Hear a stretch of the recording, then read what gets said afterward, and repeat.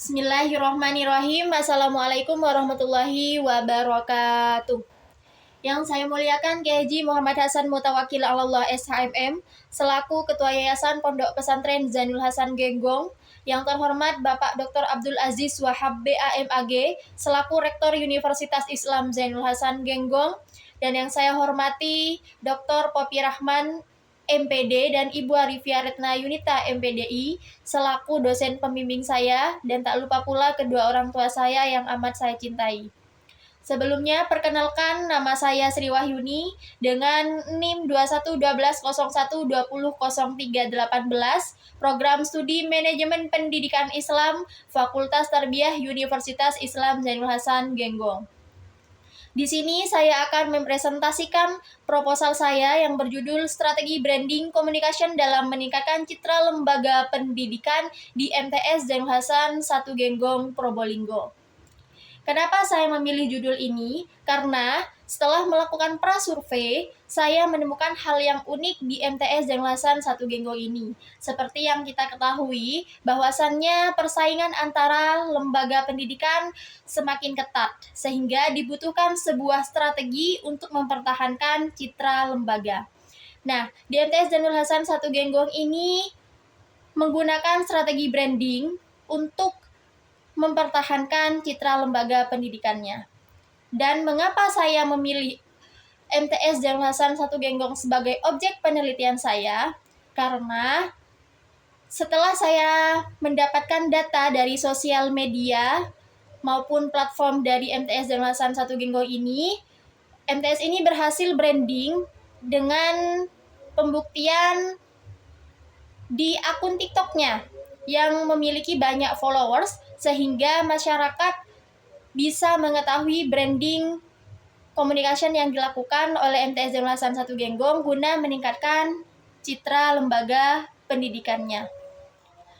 Untuk latar belakang pada penelitian ini, yaitu branding communication adalah strategi komunikasi untuk menyampaikan identitas, nilai, dan pesan mereka melalui berbagai saluran seperti sosial media yang bisa membangun citra positif.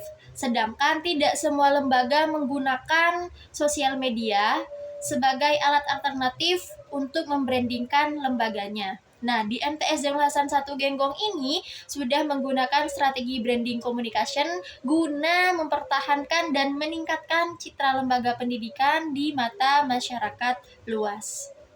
Dan dari judul tersebut, saya mengangkat dua rumusan masalah, yaitu yang pertama, bagaimana strategi branding communication dalam meningkatkan citra lembaga pendidikan di MTS Zainul Hasan 1 Genggong Probolinggo, dan yang kedua, bagaimana penerapan strategi branding communication dalam meningkatkan citra lembaga pendidikan di MTS Zainul Hasan 1 Genggong Probolinggo.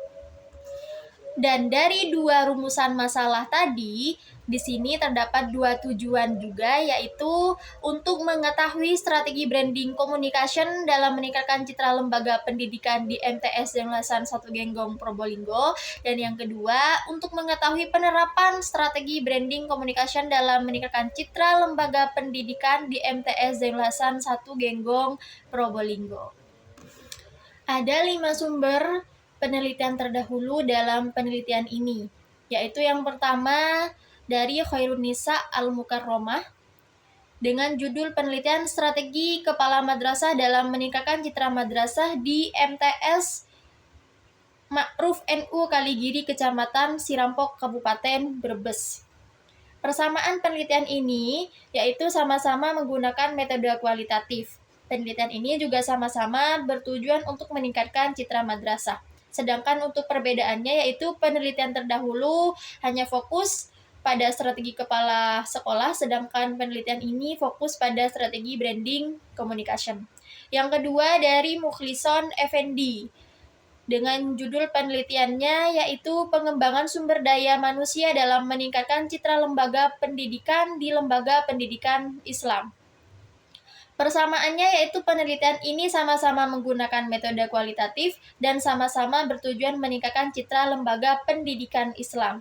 Untuk perbedaannya yaitu penelitian terdahulu fokus di dalam pengembangan sumber daya manusia, sedangkan untuk penelitian ini, penelitian yang akan dilakukan hanya berfokus meningkatkan citra lembaga. Yang ketiga dari Muhammad Zaki Mubarak, dengan judul penelitiannya Efektivitas Branding dalam Meningkatkan Reputasi Lembaga Pendidikan Islam.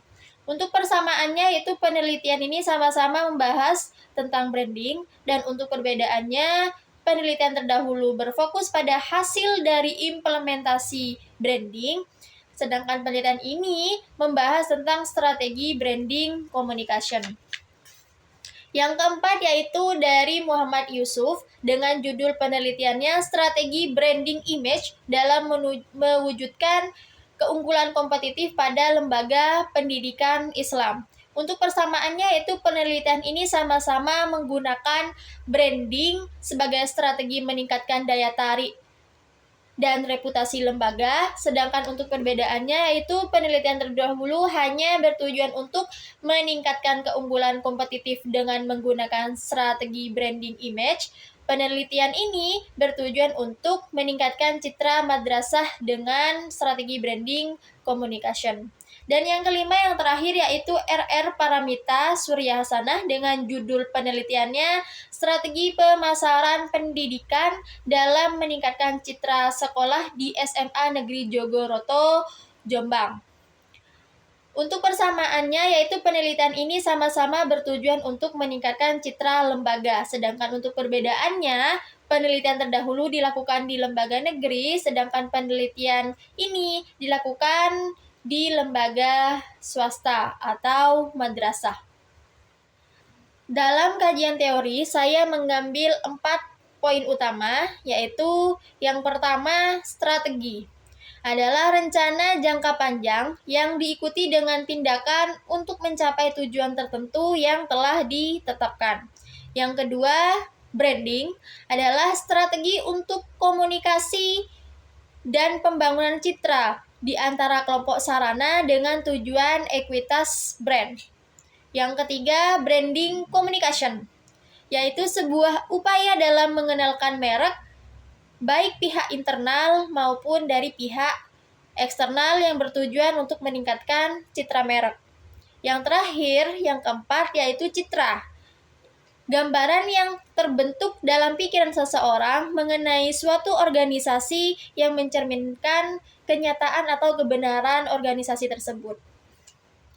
Metode penelitian dalam penelitian ini menggunakan pendekatan deskriptif kualitatif yang merupakan penelitian yang digunakan untuk menyelidiki, menemukan, menggambarkan, dan menjelaskan dengan teknik pengumpulan data melalui observasi, wawancara, dan dokumentasi. Yang mana observasi ini dilakukan untuk mengamati secara langsung suatu objek tertentu dengan tujuan memperoleh jumlah data dan informasi terkait objek tersebut. Dan wawancara dilakukan untuk memperoleh keterangan penelitian dengan cara tanya jawab kepada para informan. Sedangkan dokumentasi dilakukan untuk memperoleh data melalui dokumen-dokumen atau arsip-arsip yang ada di lembaga tersebut.